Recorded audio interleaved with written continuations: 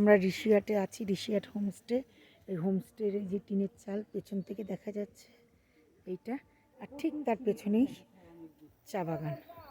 এদের এখানে একটা দোকানও আছে চা বিক্রি।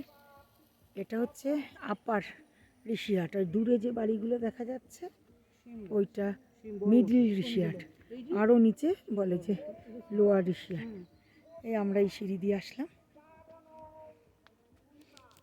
এই আমি, আমার পেছনে আছে সুকন্যা, এদের সমস্ত নিজেদের অর্গানিক সব, খেতেই যা হচ্ছে তাই রান্না।